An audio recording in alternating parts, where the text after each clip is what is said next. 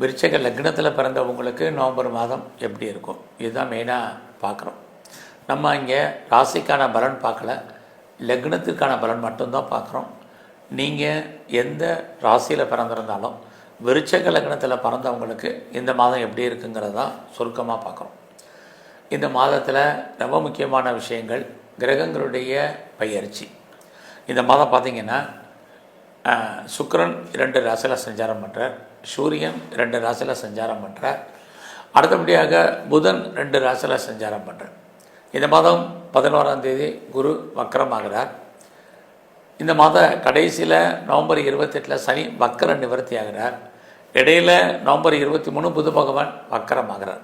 அப்போ பாருங்கள், 2 கிரகம் வக்கரம், 1 கிரகம் வக்கர நிவர்த்தி, 3 கிரகங்கள் 2 ராசியில் சஞ்சரிக்கிறாங்க.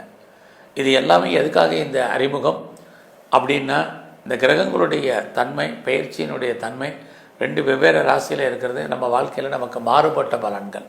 நம்ம ஒன்று நினச்சிருப்போம், நடக்கிறது ஒன்றா இருக்கும். எதிர்பாராத நன்மை தீமைகள் நடப்பதற்கான வாய்ப்பு இருக்குது.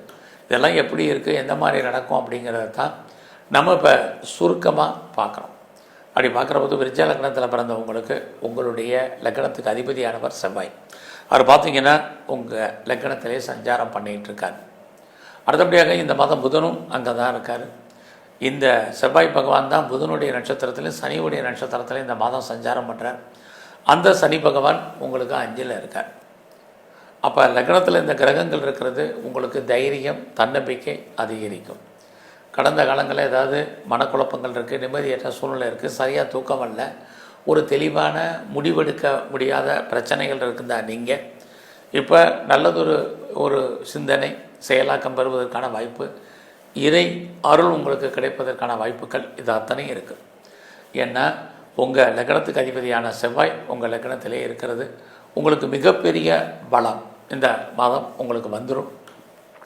உங்களுடைய பேச்சு, எண்ணங்கள், சிந்தனைகள், செயல்பாடுகள், நடை உடைகள் அத்தனையிலுமே நீங்கள் இந்த மாதம் மாற்றங்களை உங்களை அறியாமல் ஏற்றங்கள், மாற்றங்கள், முன்னேற்றங்கள் ஏற்படுவதற்கான வாய்ப்பு இந்த மாதம் இருக்குது.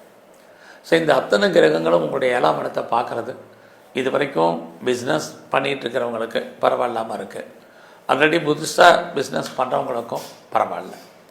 இருந்தால் கூட இந்த மாதம் 16ஆம் தேதிக்கு அப்புறம் நீங்கள் இந்த பிஸ்னஸ் எல்லாம் பெரிய லெவலில் பண்ணுங்கள். ஓரளவுக்கு பரவாயில்லாமல் இருந்துக்கிட்டே இருக்கும். அது இல்லாமல் இது வரைக்கும் லைஃப்பில் எனக்கு திருமணம் நடக்கலை, தள்ளி போயிட்டுருக்கு, எப்போ எப்படி நடக்கணும் தெரியல அப்படிங்கிறவங்களுக்கு இந்த மாதம் 16ஆம் தேதிக்கு அப்புறம்